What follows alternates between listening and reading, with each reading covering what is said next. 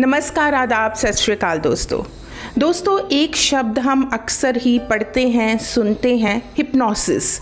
आजकल बहुत सारे मनोवैज्ञानिक हिप्नोसिस के ज़रिए मानसिक बीमारियों का इलाज करते हैं। तो आज के समय में जो समस्या हम सबको आ ही जाती है वो है तनाव की समस्या, यानी कि डिप्रेशन की समस्या।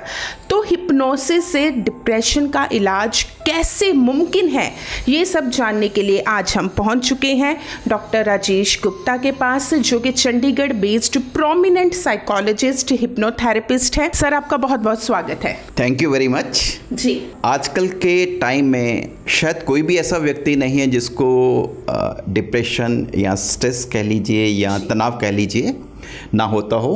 और ये स्वाभाविक भी है क्योंकि पहले जो लाइफ होती थी बड़ी सिंपल होती थी। आजकल लाइफ बड़ी कॉम्पिटिटिव हो गई है। छोटे बच्चे से लेके बुजुर्ग तक हमारी कुछ सोशल एक्टिविटीज़ और सोशल जो हमारी थिंकिंग है, अपब्रिंगिंग है, उसमें इतना कुछ हो गया है कि उसके कारण हमारा तनाव बढ़ता ही जा रहा है। जी। Hypnosis as come as a panacea for that same. Hypnosis के बारे में लोगों को भी एक गलत फहमी है। Hypnosis is just like a guided meditation. इसके द्वारा ये जो डिप्रेशन होता है, it is basically because of our some programming in subconscious mind which is the root cause of our ideas.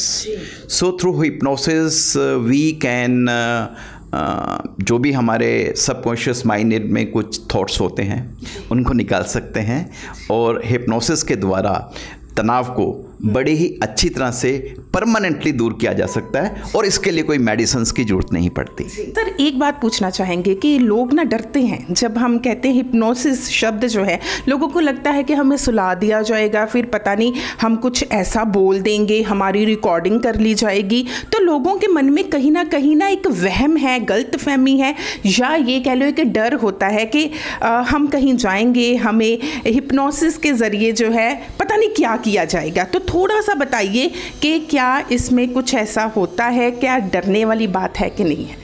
बिल्कुल भी नहीं। जैसे हम हमारे हिंदू माइथोलॉजी में मेडिटेशन करते हैं, वो भी हम आंखें बंद करके करते हैं। सो हिप्नोसिस को आप कह सकते हैं it is a guided meditation. It is as simple as a meditation.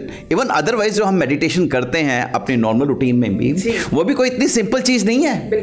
Everyone can not do meditation. Meditation is very complicated thing. और उसके लिए अगर आप देखा जाए, पहले तो ये गुरुमुखी होती थी, लेकिन आजकल हमारे जो मार्केट में इतने एक्सपर्ट्स आ गए हैं, मेडिटेशनल टीचर्स।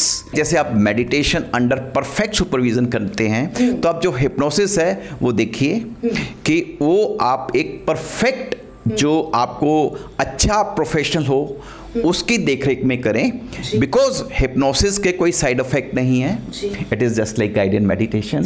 इसमें से कोई डरने वाली बात नहीं है। और लेट मी से कि आजकल जितने भी टेक्निक्स हैं, हिप्नोसिस सबसे अच्छा तरीका है आपको अपने डिप्रेशन को इमीडिएटली रिलैक्स करने के लिए। एक्चुअली हर एक की जो डिप्रेशन की स्टेज होती है वो अलग अलग टाइप की होती है, और डिप्रेशन भी ऑलमोस्ट 10 तरह का होता है।